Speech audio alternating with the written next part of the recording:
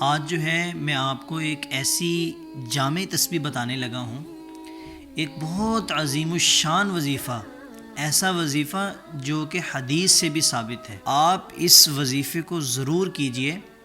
آپ نے اکثریت طور پر دیکھا ہوگا کہ بہت امیر لوگ ہوتے ہیں، ٹھیک ہے، ان کے پاس گاڑیاں، بنگلے، پیسہ، کھانے پینے کی ہر چیز موجود ہوتی ہے، لیکن جب وہ رات کو سوتے ہیں تو وہ میڈیسن لے کے سوتے ہیں، نیند کی گولی کھا کے سوتے ہیں۔ تو اللہ کے بندو، اللہ رب العزت قرآن پاک میں کیا فرماتا ہے؟ الذین آمنوا وتطمئن قلوبہم بذکر اللہ، الا بذکر اللہ تطمئن القلوب۔ اللہ رب العزت نے اگر انسان کے دل میں سکون رکھا ہے تو وہ اللہ کے ذکر میں ہے۔ ہم انسانوں کو پتہ ہی نہیں ہے کہ جو ہمارے دل کا سکون ہے وہ ہمیں کہاں سے ملے گا۔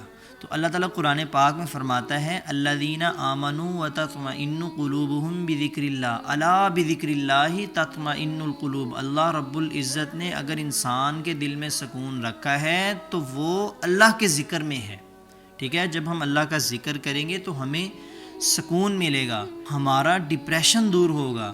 تو اس چیز کا خیال رکھیں۔ اور اس تسبیح میں بڑی ماشاءاللہ ایک چیز ہے کہ اس میں اللہ رب العزت کی تسبیح بیان کی جاتی ہے۔ یہ عمل بہت چھوٹا سا ہے، ٹھیک ہے، لیکن نامہ اعمال کا جو نیکیوں والا پلڑا ہے اس سے بہت بھاری ہو جاتا ہے۔ حضرت ابو ہریرہ رضی اللہ تعالیٰ عنہ سے روایت ہے کہ نبی کریم صلی اللہ علیہ وآلہ وسلم نے فرمایا، کیا میں تمہیں ایسا عمل بتاؤں کہ جس سے آپ کا نیکیوں والا جو پلڑا ہے وہ بھاری ہو جائے گا، جو تیزی سے اس کے وزن کو زیادہ کرتا ہے۔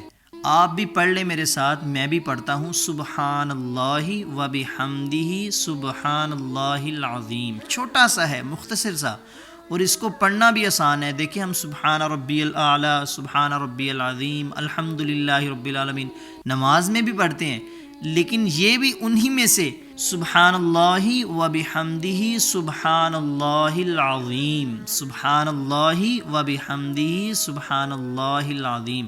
اپنی روزانہ کی یہ روٹین بنائیں کہ ہم نے اس کو کس ٹائم اور کتنے بجے کتنی بار پڑھنا ہے۔ اس کی لازمی تسبیح اگر زیادہ نہیں تو ایک تسبیح جو ہے اس کی آپ لازمی کریں، اور پھر انشاءاللہ اپنی زندگی میں چینجنگ دیکھیں۔ جزاک اللہ خیر۔